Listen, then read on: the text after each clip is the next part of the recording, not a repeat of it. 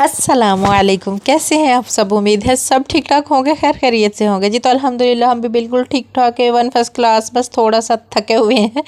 अच्छा, यहाँ पे ना मैं रोटियों वाला रुमाल धोने लगी थी, तो मैंने धोते हुए सोच रही थी, मैंने कहा ये यहाँ पे मैं बर्तन वगैरह वॉश करते हुए अक्सर ही दिखाती हूँ, लेकिन कभी किसी ने पूछा नहीं है कि आपने ये सिंक उल्टा पुल्टा क्यों लगाया हुआ है।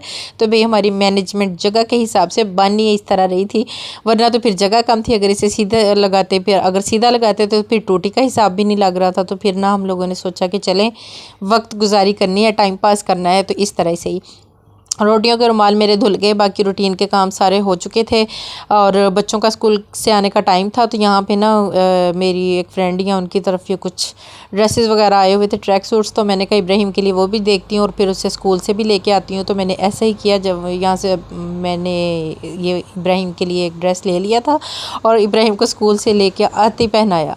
अच्छा ये था तो अच्छा, लेकिन इब्राहिम के ना थोड़ा बड़ा था, फिर बाजू मैंने कहा चले फ़ोल्ड करके पहन लेना।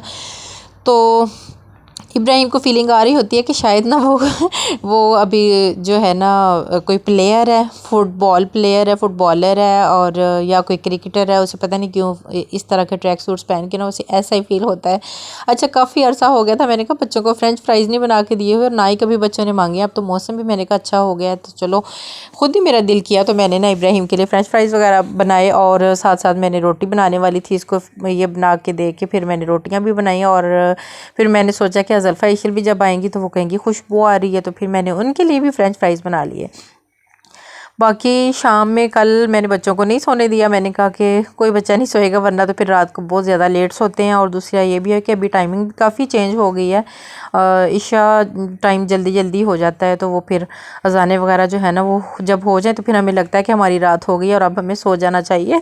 तो खैर यहाँ से फिर टीचर्स डे था आगे, आप लोगों को पता है आज टीचर्स डे है, तो भाई जो जो टीचर्स हैं उनको हैप्पी टीचर्स डे।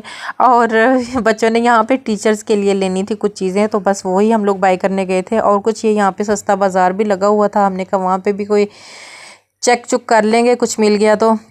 और लंडे के तो ढेर ही लगे हुए थे, तो बस जो कुछ वहाँ पे ज़्यादा टाइम तो लगाया नहीं। इनके बाबा कहते निकलो यहाँ से और जो चीज़ें लेनी है वो लो, मेन जो लेने आए हुए हैं, तो टाइम वरना जो है ना बहुत ज़्यादा वेस्ट होता है और मैं थका हुआ। तो फिर हम लोगों ने यहाँ से ये चीज़ें ज़ल्फ़ा ने लेनी थी, कुछ इशर इब्राहिम ने ली हैं, और बस यहाँ से बिल वगैरह बनवा के तो हम लोग चले गए ऊपर, क्योंकि ऊपर वाला पोर्शन जो था ना वहाँ पे खाने पीने की चीज़ें थी। और जब से गए हुए थे इब्राहिम ने एक रट लगाई हुई थी, मुझे कुछ खिला दें, मुझे कुछ खिला दें, मुझे भूख लगी हुई है, मुझे बाबा जी आइसक्रीम खिला दें, मुझे आइसक्रीम की भूख है। तो मैं कह रही थी अभी मौसम चेंज हो रहा है, आइसक्रीम ना खिलाएं इनको। तो लेकिन ये जो था ना बच्चों ने पहले ईशल फातिमा की हर दफ़ा कोई अनोखी चीज़ होती है, इसलिए मैकरोनी रोल जो थे ना कहती मैंने वो लेने हैं, लेकिन वो जो थे वो मिले ही नहीं।